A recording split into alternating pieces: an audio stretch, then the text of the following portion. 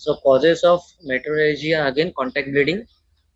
जैसे हम लोग ऑन एग्जामिनेशन देखते हैं कि कॉन्टैक्ट ब्लीडिंग हुआ है, on touch bleeding, that is CA cervix, और else raw cervical mucus polyp, उसमें रॉ सरफेस होगा, अब टच करेंगे वहां से कैपिलरी ब्लीडिंग होगा। Then vascular atrophy of cervix, again there is vascular atrophy and that's why there will be cervical bleeding. And infections like chlamydial infection, जिसमें plaque जो है वो चिपका हुआ रहता है, और जब प्लाक निकलता है there will be minute capillary bleeding. And again same conditions with the tubercular bleeding. And cervical endometriosis, yes of course, cervix के ऊपर अगर एंडोमेट्रियोसिस रहेगा, एंडोमेट्रियम जो है वो सर्विक्स के ऊपर इम्प्लांट होगा तो वहां से ब्लीडिंग होगी।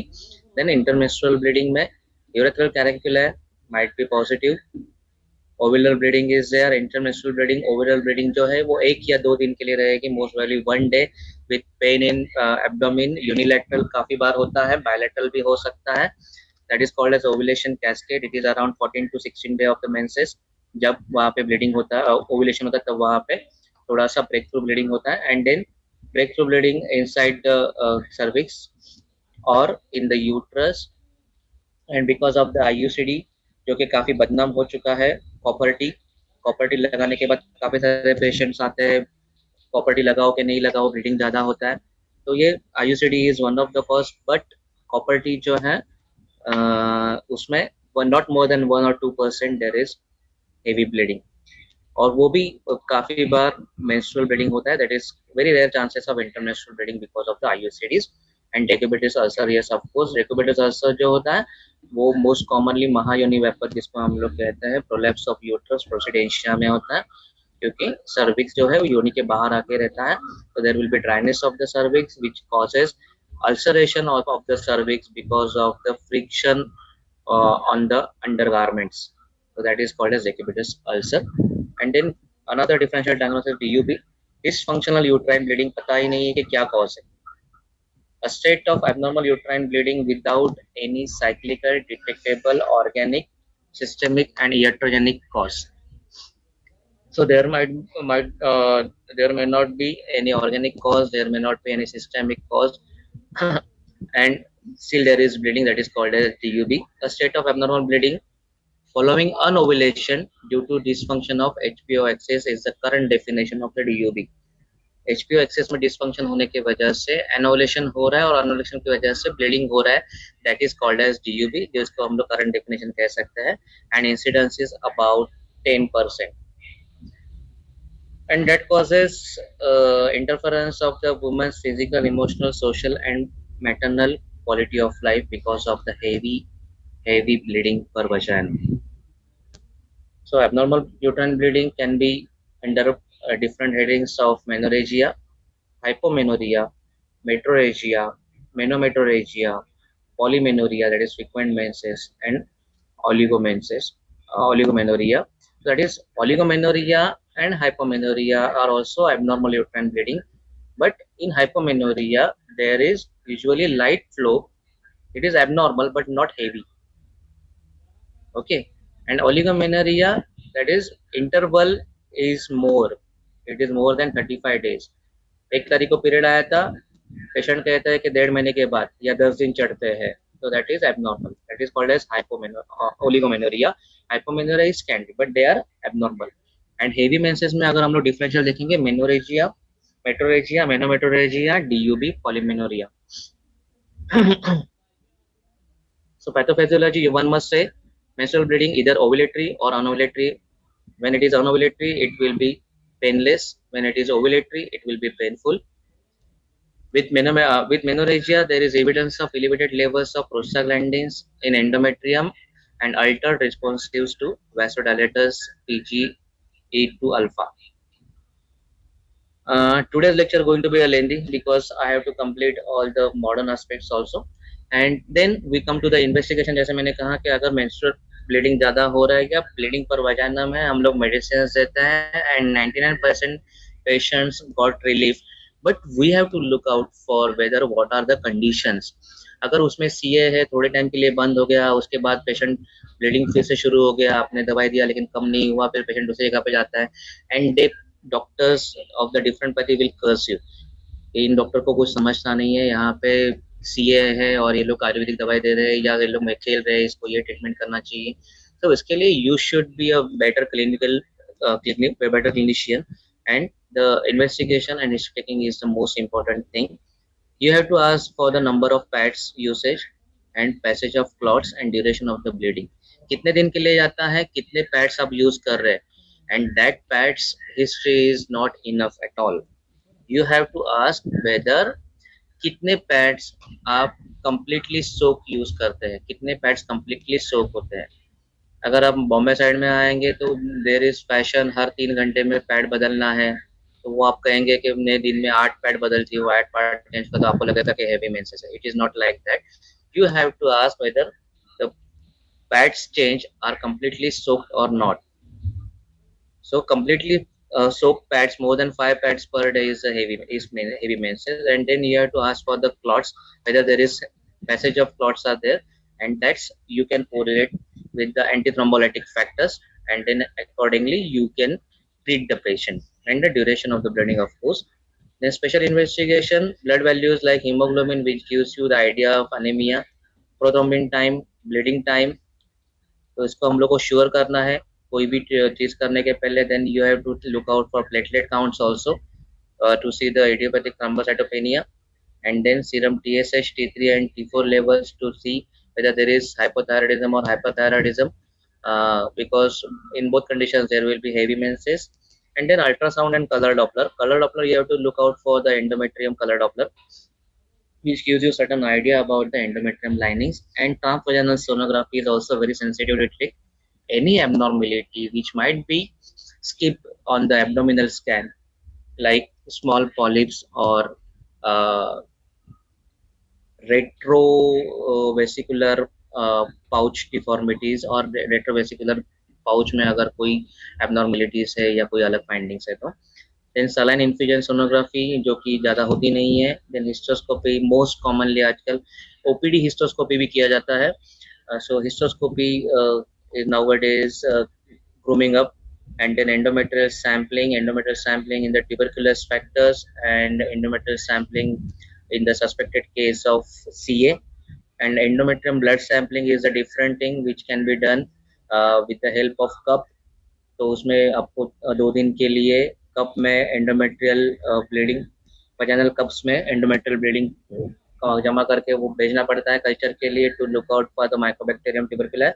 And then laparoscopy again to look out for the lesions other than uterine, and TNC to look out for the or endometrial biopsy to see for the endometrium. And then we come to the Ayurvedic part. So one must know what are the investigation to do. Idiopathic thrombocytopenia हो सकता है तो इसके लिए platelet देखना है। पांडु रोग या अनीमिया हो सकता है तो HB देखो, उसके हिसाब से हम लोग को ट्रीटमेंट करवाना है। HbO देखना है, थायराइड देखना है, तो वैसे हम लोग को देखना चाहिए।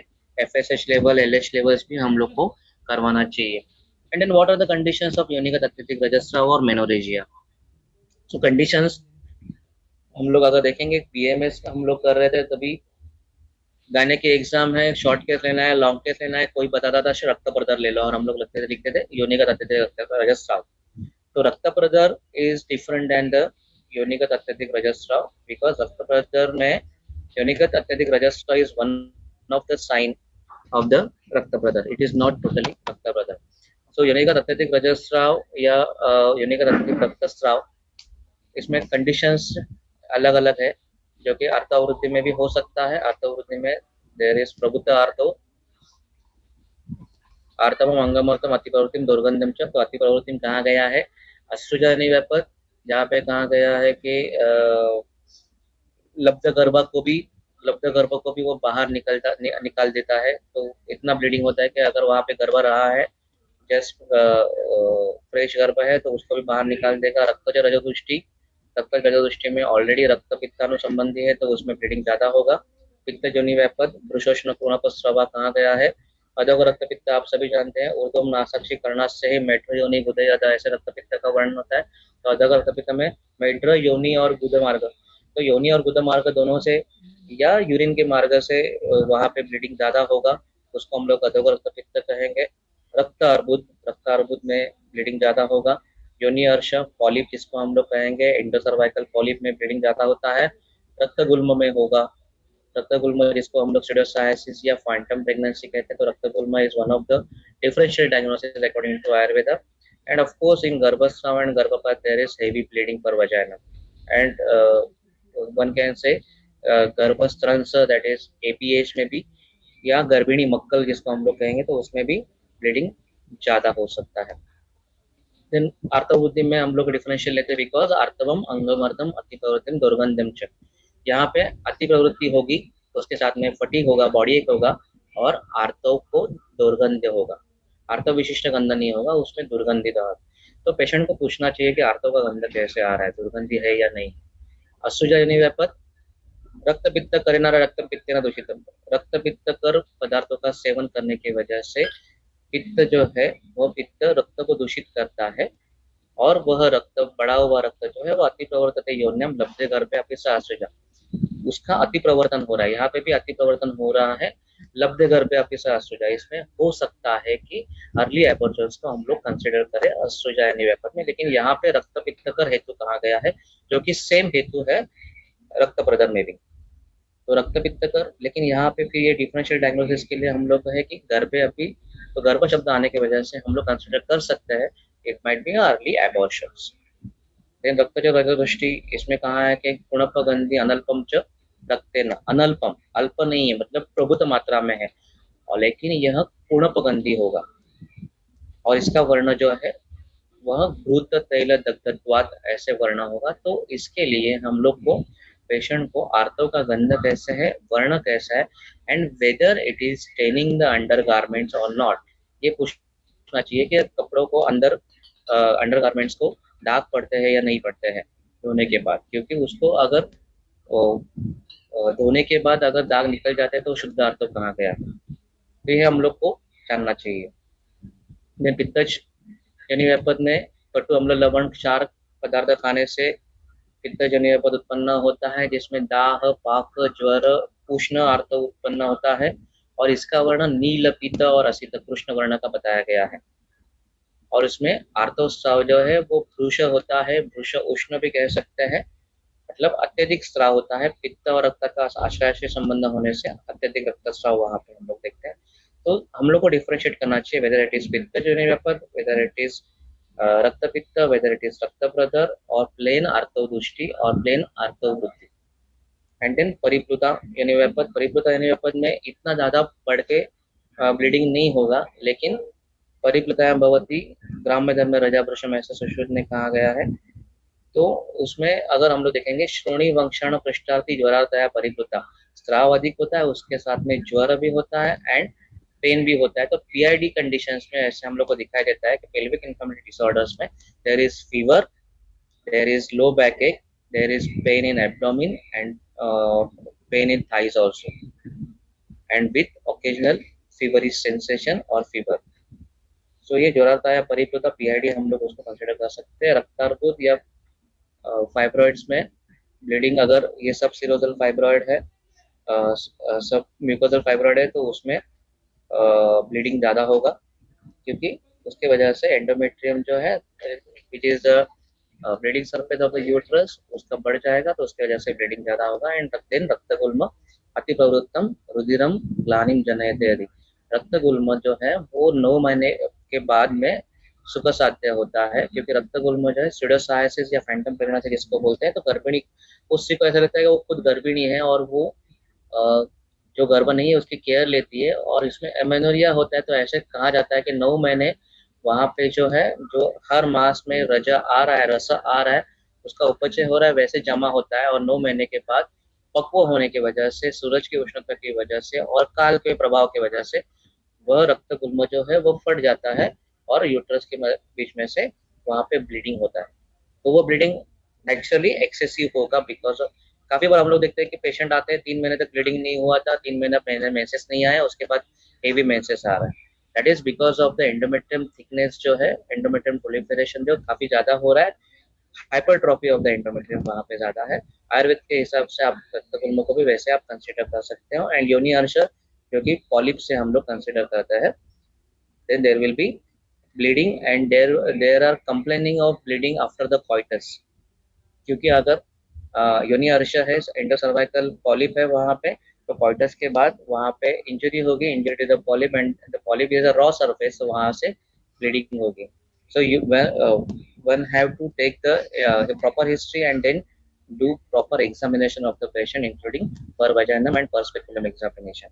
And then of course in the गर्भस्राव and गर्भपात also यहाँ पे ब्लीडिंग ज्यादा होती है गर्भस्राव में और गर्भपात में, क्योंकि वो गर्भ जो है वो स्थित गर्भ को बाहर निकालने के लिए उतना ब्लीडिंग हो रहा है. And then we come to the our topic very late, that is अश्रुदर और रक्त प्रदर. ये प्रदर कहाँ गया है? बिकॉज प्रकर्षेण दीर्यते इति प्रदर, प्रकर्ष से धारण हो रहा है या उदीरण हो रहा है. प्रकर्ष से मतलब अचानक से वहां पे जो कोई ब्लड जमा हुआ है उसका वो थैली फटने जैसा एक अचानक से ब्लीडिंग हो रहा है, उसको प्रदर कहेंगे. एंड रज प्रदीर्यते अस्मात् प्रदरस्तेन सस्मृत, जिसमें रज का प्रदीरण प्रकर्षेण दीर्यते वह हो रहा है, उसको रक्त प्रदर कहेंगे. यानी रज में रक्त प्रदर में अचानक से काफी मात्रा में ब्लीडिंग होती है, उसको हम लोग प्रदर कहेंगे.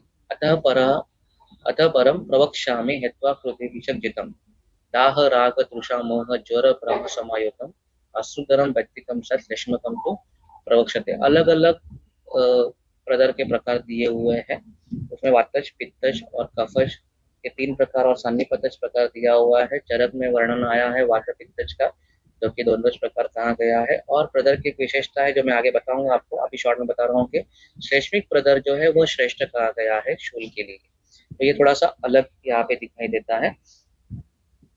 सो प्रदर इज एक्सेसिव ब्लीडिंग और menorrhagia is excessive and prolong bleeding. लेकिन इसमें क्या होगा ये हम लोग देखेंगे. सामान्य हेतु में अगर देखना है तो या अत्यर्थ सेवते नारी लवण अम्ल पूर्णिच, जो स्त्री अत्यधिक प्रमाण में लवण, अम्ल और गुरु पदार्थों का सेवन करती है, कटु पदार्थ का सेवन करती है, विधायी पदार्थ का सेवन करती है, अति स्निग्ध पदार्थ का सेवन करती है, अति मांस का सेवन करती है, ग्राम्य दुकानी मेद्यानी, ग्राम्य उदक का सेवन, मेदस्वी पदार्थ, कृषराम, पायसम दधी, खिचड़ी या खीर, दधी, इन पदार्थों का सेवन, शक्तो, मस्तु, सूरा आदि जो फर्मेंटेड आइटम्स है उनका सेवन अधिक प्रमाण में करती है, उस स्त्री में पित्त और वात का प्रकोप होता है. और फिर क्या होता है? रक्तम प्रमाणम उत्क्रम्यम गर्भाशया गताशिरा, रक्त की प्रमाणता वृद्धि होती है, क्योंकि ये जो पदार्थ है वो पित्त का प्रकोप भी करेंगे, और पित्त का प्रकोप होने की वजह से यहाँ पे पित्त का जो द्रव गुण है वह द्रव गुण बढ़ने वाला है. पित्तम सस्नेह तीक्ष्णोष्णम लघु विस्त्रम सरम द्रव, ये उसके गुण है. तो लघु, विस्त्र, सर, तीक्ष्ण, उष्ण ये गुण नहीं बढ़ेंगे. इसमें मैक्सिमम जो गुण है वह द्रव गुण बढ़ेगा, उष्ण गुण ज्यादा नहीं बढ़ेगा. तीक्ष्ण गुण बढ़ सकता है, ठीक है. तो द्रव गुण बढ़ने की वजह से पित्त का द्रव गुण बढ़ा हुआ है.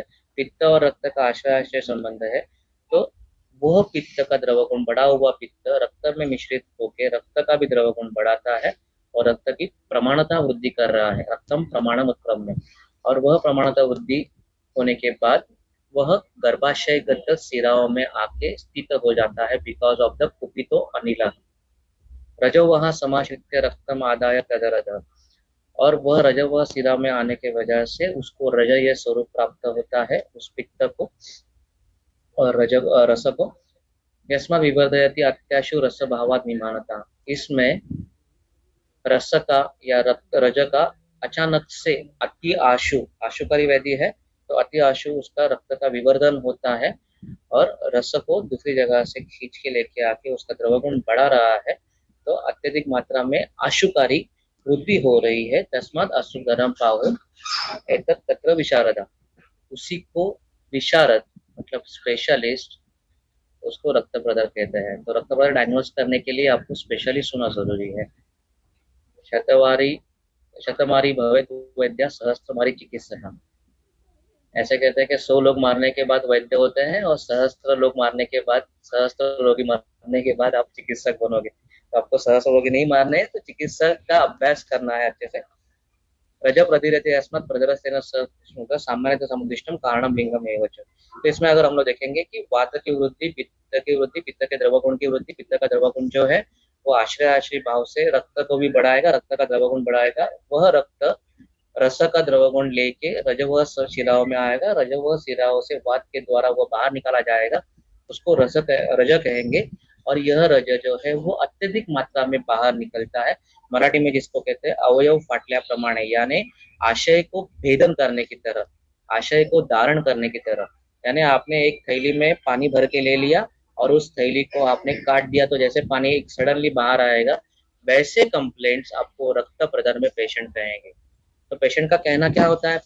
पेशेंट का कहना ऐसे होता है कि मैं ऑफिस में बैठी हूँ, पीरियड्स के टाइम दौरान पीरियड्स आए हैं और मैं ऑफिस में काम कर रही थी, अचानक से मैं उठ के खड़ी हो गई और मुझे जल्दी से भाग के वॉशरूम जाना पड़ा, पैड चेंज करना पड़ा, इमीडिएटली मुझे 2 पैड्स लेने पड़े।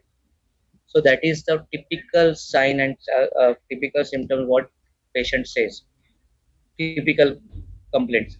यही कंप्लेंट होती है कि अगर अवयव फाटल्याप्रमाणे वेदना या अवयव भेदन करने के बाद जैसे ब्लीडिंग होगा, ये आशुकारी ब्लीडिंग है। Suddenly there will be gush of liquid, suddenly there will be gush of blood, और उसके बाद में हेवी मेंसेस चलते रहेंगे। इसका कारण और एक दिया हुआ है हारित में, वंद्यानाम क्षीरन आट्यस्सु वातेन परिपुतिता क्षीरम च न भवेत् तस्मात् आर्तवम च अधिकम च यत्। अगर हम लोग देखेंगे तो क्षीर का मतलब स्तन्यवह स्रोतस, स्तनवह स्रोतस और आर्तव स्रोतस का उनका भी संबंध है, क्योंकि आर्तव पूर्ण होने के बाद गर्भिणी में जो गर्भ का पोषण करने के बाद वही बचा हुआ आर्तव ऊपर आता है और स्तनवह स्रोतस में जाने के बाद वहां पे स्तन्य निर्मित करता है। तो हारित ने कहा है कि वंध्याओं में, वंध्या किसको कहा गया है कि वंध्या में जिसमें स्तन नहीं होते, अनार्तवा अस्तनी जिसको चंडी कहा गया है, उसी को हारित ने वंध्या कहा गया है। अस्तनी है, वहां पे अस्तनी है मतलब स्तन नहीं है, इसके लिए उसके क्षीर नाड़ी जो है वह क्षीर नाड़ी में वात भरा हुआ है, तो वो वात की वजह से वहां पे ऊपर आर्तव नहीं जा पाएगा और इसी की वजह से वह आर्तव रिटर्न आएगा यूट्रस में। तो यूट्रस में जो आर्तव ऑलरेडी है गर्भाशय में, प्लस ये वंध्याओं में आया हुआ, ऊपर से आया हुआ आर्तव जो कि स्तन्य नहीं बन पाया, तो आर्तव की अधिकता होने के कारण वहां पे ब्लीडिंग ज्यादा होगी। तो ये एक हारित में वर्णन आया हुआ है। और बेल ने भी वैसे ही कहा है कि यदा तो तत्शोणितम दुष्ट मार्गम प्रतिपाद्य तदा सेना प्रतुरत होती। शोणित जो है वो दुष्ट होगा और दुष्ट मार्ग में जाएगा, तो उसके वजह से मात्रा में अधिक होगा और स्त्रियों में प्रदर उत्पन्न करेगा।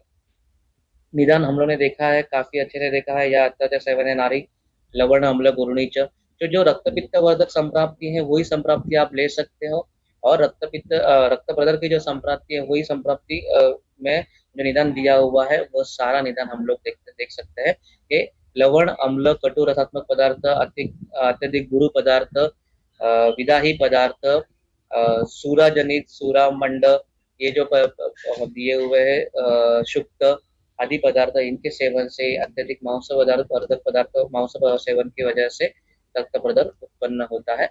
पित्तज निदान, यस ये सारे पित्तज निदान है, और वहां पे आखिर में दिया हुआ है वातज निदान। अगर हम लोग कहते हैं कुपितो अनिल, तो यहाँ पे पित्त निदान सारे दिए हुए हैं, उसके साथ में वात का प्रकोप भी दिया हुआ है। ये पित्तवृत्त वात हो सकता है क्या? तो पित्तवृत्त में कहा है चरक ने, लिंगम पित्तवृत्त अपाने रजसाश्च अतिवर्तनम। पित्तवृत्त अपान वायु में रज का प्रवर्तन है, अत्यधिक मात्रा में होता है। भिन्नम अश्लेष्म संश्लिष्टम गुरुवर्च प्रवर्तनम। अपाने पित्त संयुक्त दाह उष्ण सद अश्रुधरा। सुश्रुत ने कहा है कि अपान वायु जब पित्त के साथ मिलता है तब वह दाह युक्त उष्ण ऐसे अश्रुधर को उत्पन्न करता है। तो पित्तवृत्त वात को भी हम लोग ध्यान में रख के चिकित्सा कर सकते हैं, और वातवृद्धि जो है वो वातवृद्धि कारणों से भी हो सकती है और स्वगुण से भी हो सकती है। शोणितज व्याधि कहा गया है अलग अलग ग्रंथों में रक्त प्रदर को, जैसे चरक में कहा है शोणितज व्याधि, सुश्रुत में है, काश्यप में है और भाव प्रकाश में भी है। और इसके 4 भेद कहे गए हैं चरक संहिता में, वातज पित्तज कफज एंड सान्निपातज। और इसके साथ में अगर हम लोग देखेंगे तो चिकित्सा में वात पित्त रक्त प्रदर का भी वर्णन जिसको द्विदोषज हम लोग कहेंगे रक्त प्रदर, तो उसका वर्णन चिकित्सा में आया हुआ है। सुश्रुत में भी रक्त प्रदर का वर्णन आया है, अष्टांग में भी आया है। और द्विदोषज टाइप का जो रक्त प्रदर है उसमें शोणित वर्णनीय और शिरावेद अध्याय में इसका वर्णन आता है। तम श्लेष्म पित्त अनिल सन्निपाते चतुर्प्रकारम प्रधानम वदति। 4 प्रकार के हैं, श्लेष्म, पित्तज, अनिल और सन्निपात। यहाँ पे पहले देखेंगे तो श्लेष्म पहले आया है, वात पित्त कफ ऐसे क्रम से हमेशा हम लोग देखते हैं, लेकिन ये क्रम यहाँ पे बदला हुआ है, यहाँ पे श्लेष्म आया है।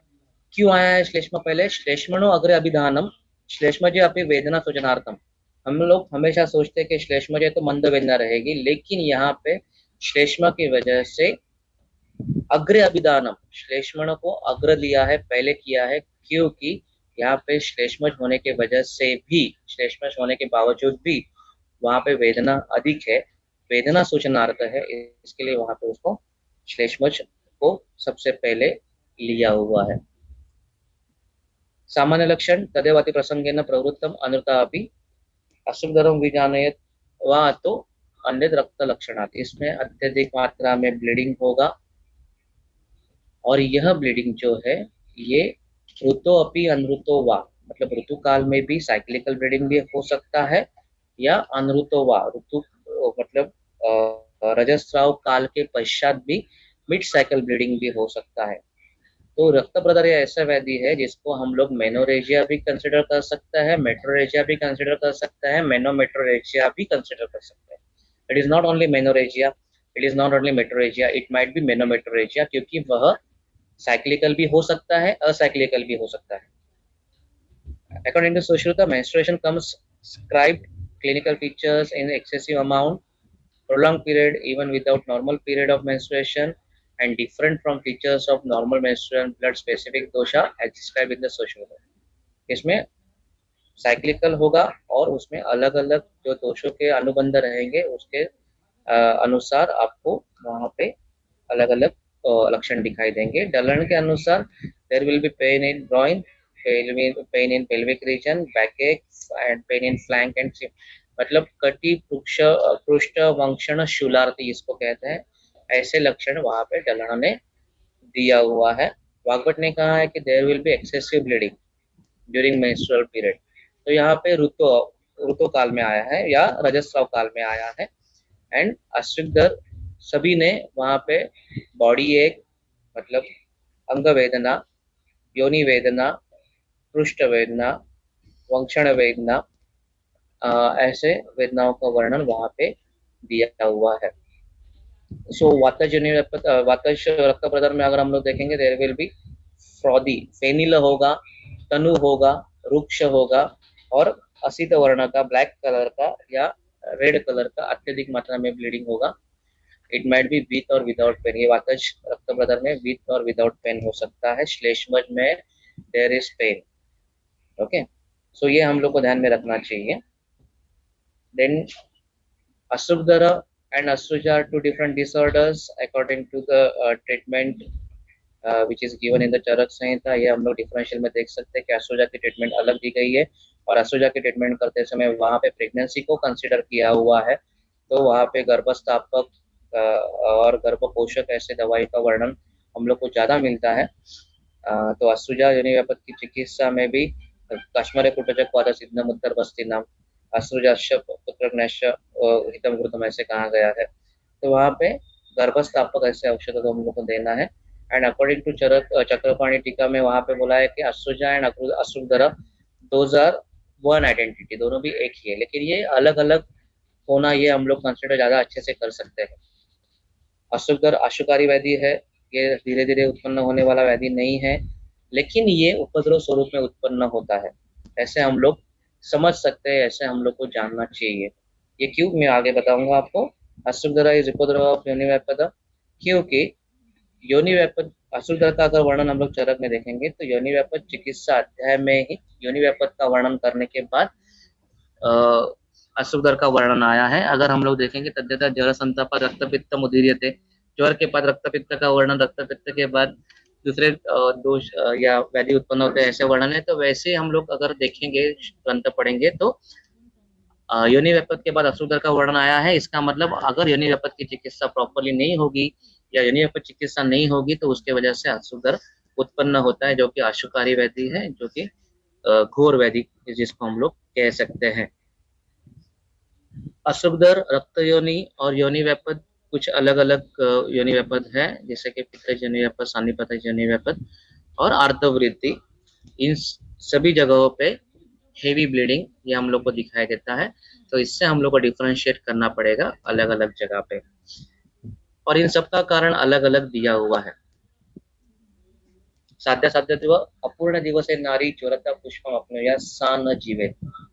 जिस स्त्री को वारंवार ब्लीडिंग हो रही है और उसको ज्वर उत्पत्ति हो गई है, ऐसी स्त्री जिंदा रखना मुश्किल हो जाता है, because there are too frequent menses with too heavy menses, and there is fever. That means there is so much blood loss, so much dehydration, and so much of the infection. There might be infection, and that infection shows the fever. So ऐसे में असाध्य हो जाती है। शोफ उत्पत्ति होने पर, अश्रुदर में अगर शोफ उत्पत्ति होती है, ये जो शोफ है ये हम लोग समझ सकते हैं कि पांडु का उपद्रव स्वरूप भी शोफ हो सकता है। तो अत्यधिक मात्रा में पांडुता उत्पन्न होने के कारण, अत्यधिक मात्रा में ब्लड लॉस होने के कारण देयर विल अशुगर बिकम्स असाध्य। मतलब अगर अशुगर की चिकित्सा अगर हम लोग शुरुआत में नहीं करेंगे तो इट विल बिकम असाध्य। चिकित्सा सिद्धांत: उपद्रवेषु योनिनां प्रदुरयस्य कीर्तिता तेषां निदानं लिंगम च चिकित्सा चैव तत्वतः। उसका निदान प्रॉपरली करना चाहिए, उसके लिंग लक्षण देखने चाहिए और उसके लक्षण देख के वैसे ही प्रदर की चिकित्सा हम लोग को करनी चाहिए, ऐसे चरक ने कहा है।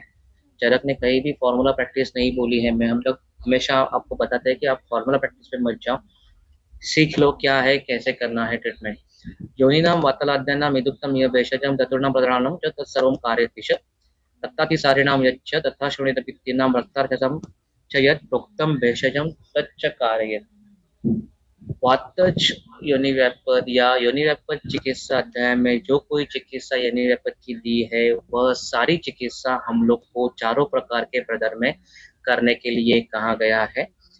तो योनि व्यापद चिकित्सा और उसके साथ में रक्तातिसार चिकित्सा जो बताई गई है, वह रक्तातिसार चिकित्सा, रक्तपित्त चिकित्सा और रक्तार्श चिकित्सा, ये अलग अलग अध्याय में दी गई हुई चिकित्सा आप सभी लोग रक्त प्रदर में भी हम लोग को उसकी योजना करनी चाहिए। अगर आपने देखा है तो रक्तातिसार मतलब यहाँ पे भी हम लोग हमेशा सोचना चाहिए कि ये आम अनुबंध होने की वजह से उसकी चिकित्सा भी हम लोग को वैसे ही करनी है। रक्तातिसार, रक्तपित्त और रक्तार्श में दी गई चिकित्सा, इन अध्याय में दी गई चिकित्सा और योनि व्यापद में दी गई चिकित्सा, क्योंकि योनि व्यापद के बाद ही, योनि व्यापद अध्याय में योनि व्यापद वर्णन के बाद रक्त प्रदर का वर्णन आया हुआ है। इसके बाद अष्टांग संग्रह ने कहा है सर्वेशु गर्भस्रावोक्तम प्रदुरेशु प्रशस्यते।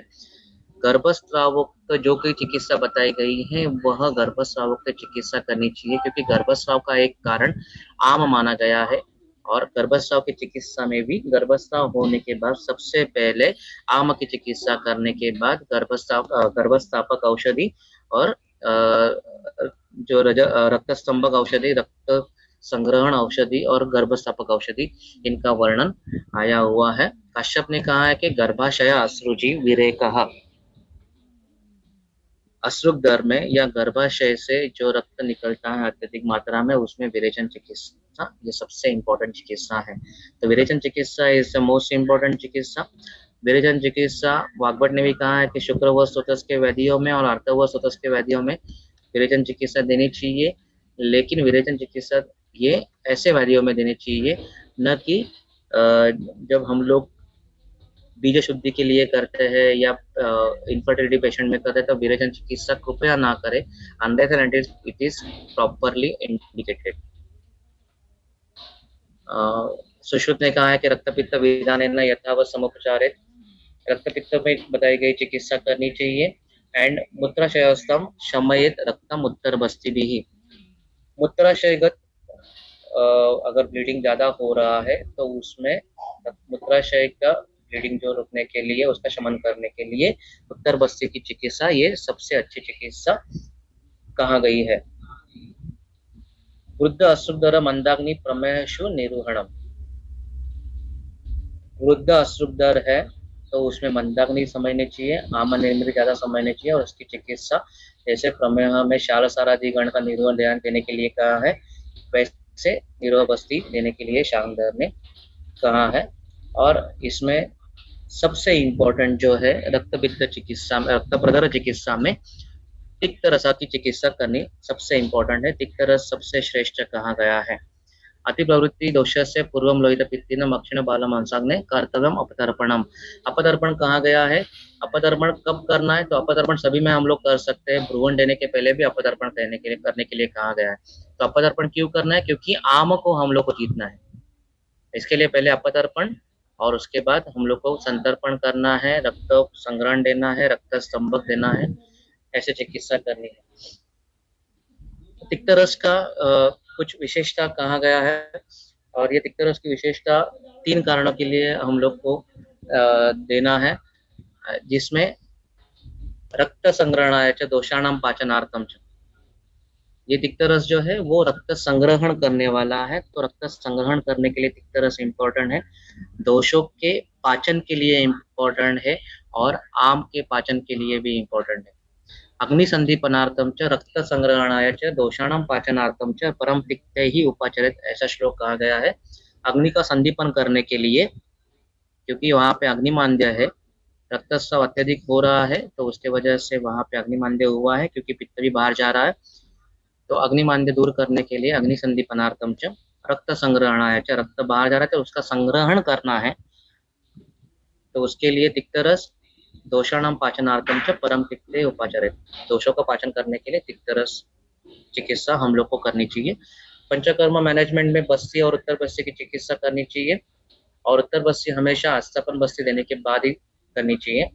कुशादि निरोह बस्ती सुश्रुत चिकित्सा में बताई गई है। चंद्रादि निरोह बस्ती, रोद्रादि आस्थापन बस्ती, मुत्सादि यापन बस्ती, रासनादि यापन बस्ती, इनका उपयोग आप अच्छे तरह से कर सकते हैं। विरेचन चिकित्सा जैसे कहा गया है काश्यप ने कि गर्भाशय अश्रुजी विरेकः, तो विरेचन चिकित्सा सबसे अच्छी चिकित्सा है, जिसमें आप विरेचन करने के बाद आपको नेक्स्ट मेंसेस में ही आपको फर्क दिखाई देता है, पेशेंट विल बी हैप्पी।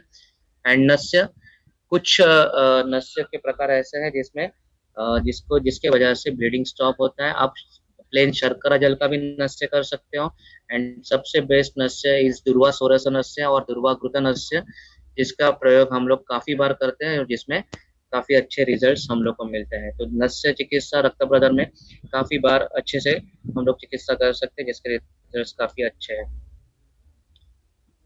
और ये रक्त स्थापन करने के लिए हम लोग को क्या पथ्य करना है, क्या खाना है, क्या नहीं खाना है, इसके बारे में थोड़ा सा मत अंतर है, तो ये मैं स्किप करता हूँ। लेकिन रक्त स्थापन औषधम देने के लिए कहा है, और रक्त स्थापन औषध देने के पहले उसको रक्त को संग्रहण करना जरूरी है। और जब हम लोग रक्त का संग्रहण करते हैं तो संग्रहण करने के लिए ग्राही द्रव्य यूज किया जाता है, और ग्राही द्रव्य जो है यस्याद उष्णतिष्ठत्वात् ग्राही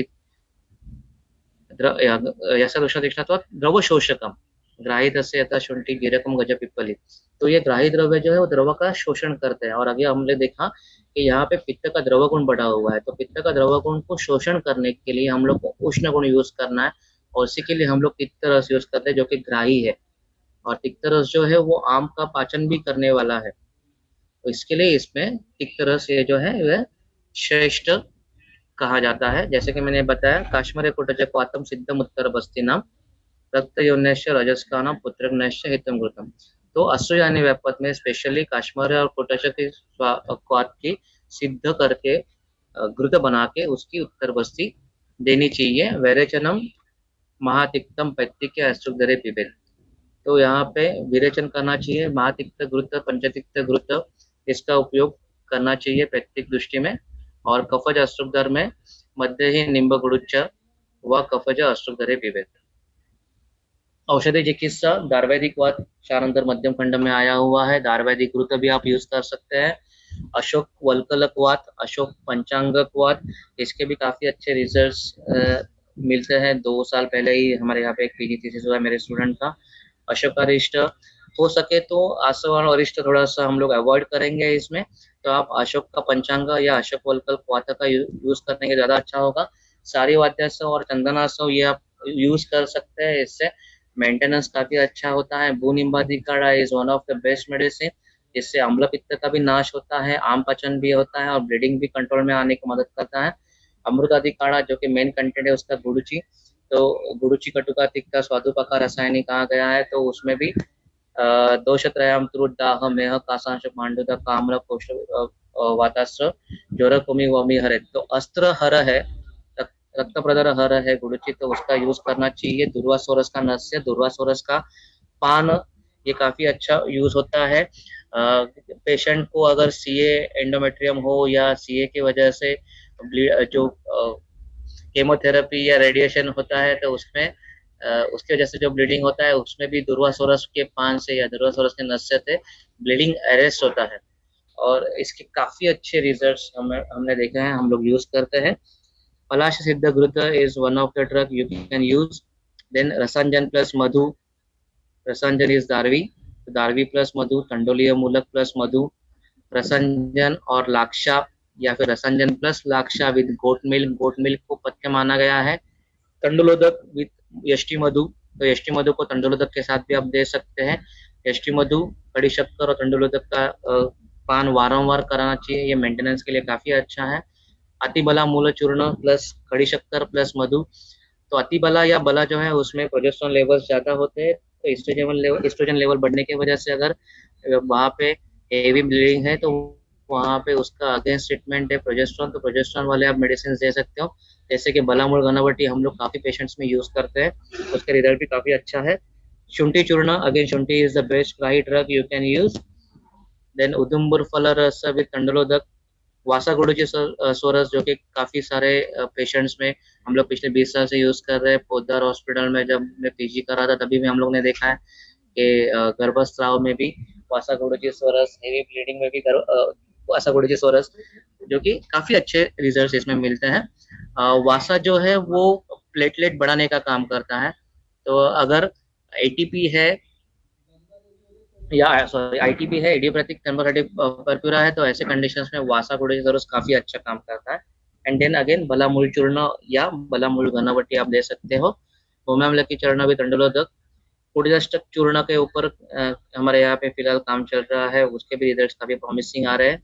अशोक वलकल या अशोक छाल घनावटी आती है, अशोक वलकल चूर्ण विद रसांजन, रसांजन इज द बेस्ट ड्रग, और जो मैं कल पर यूज करता हूँ दैट इज रसांजन हरितकी प्लस आमल की योग, जो कि भाव प्रकाशयुक्त है, सॉरी जो कि योग वैशाली रत्नावली में दिया गया है, वो योग में पिछले 20 साल से यूज करता हूँ, और यू वोंट बिलीव ये सेकेंड या थर्ड डोज में कोई भी ब्लीडिंग रहे, ये ब्लीडिंग स्टॉप करने में ये काफी हद तक यूज होता है। 99% पेशेंट्स के ब्लीडिंग स्टॉप होते हैं रसांजन हरितकी आमल की योग से, तो ये योग काफी हम लोग यूज करते हैं। पुष्पानुक चूर्ण with honey you can use. पुष्पानुक चूर्ण जो है वह रक्त प्रदर का अधिकार है, रक्त प्रदर अधिकार पे ही बनाया गया है, तो पुष्पानुक चूर्ण हम लोग काफी बार मिसकंसेप्शनली यूज करते हैं श्वेत प्रदर में, लेकिन रक्त प्रदर उसका अधिकार है, तो रक्त प्रदर में काफी अच्छा काम ये करता है।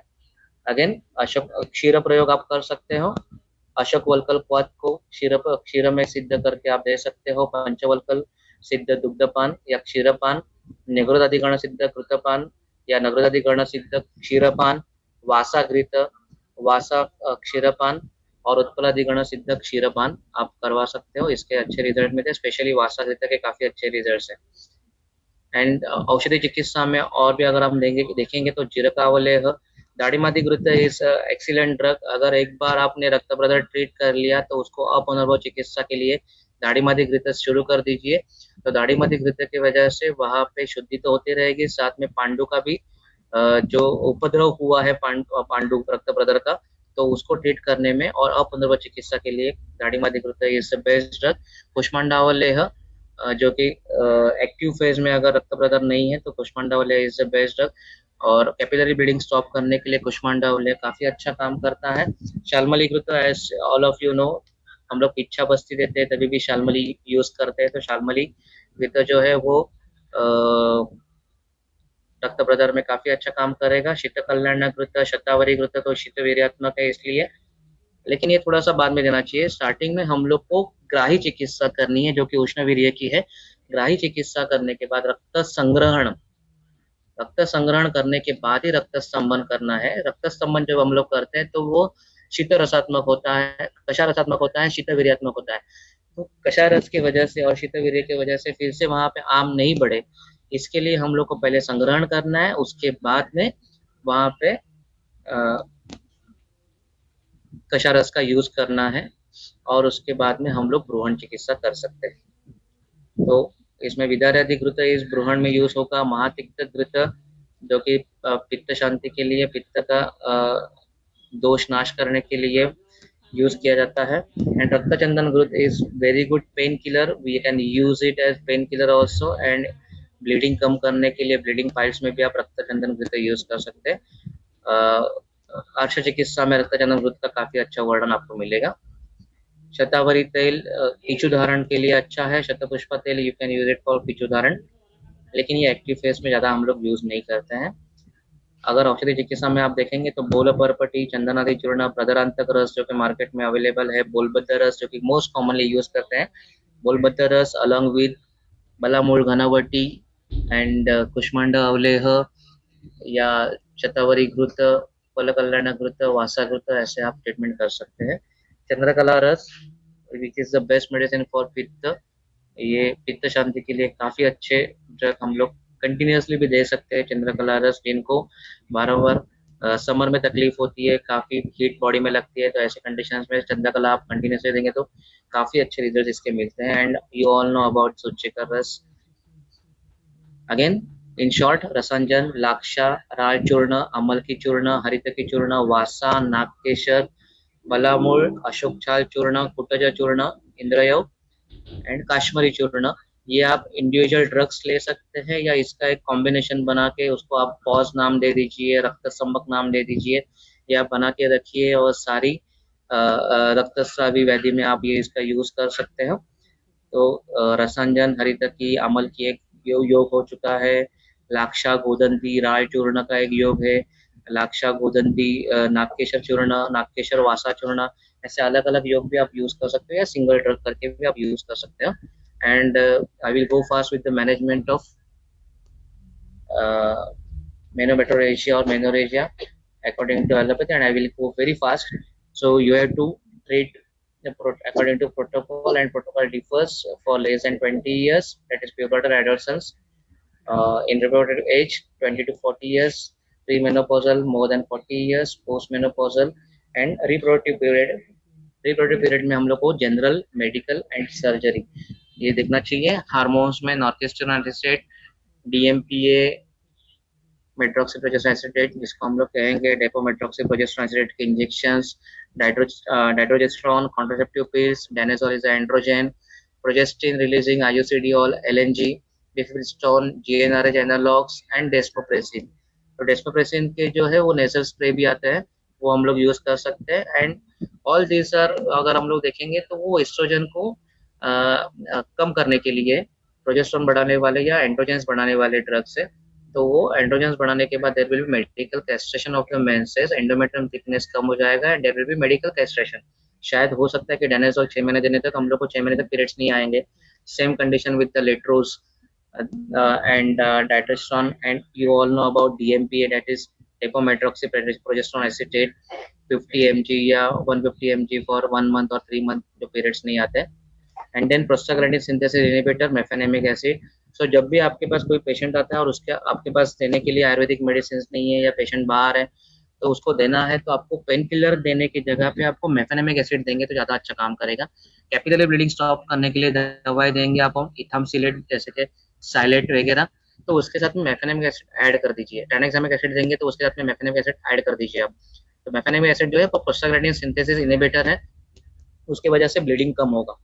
So mefenamic acid with tranexamic acid, that is the best line of treatment. And then surgical management में uterine curettage, endometrial ablation, ये अलग अलग है।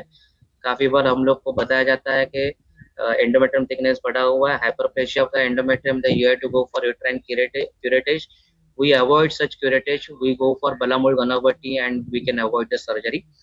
लेकिन जहाँ पे जरूरी है वहाँ पे हम लोग क्यूरेटेज करते हैं.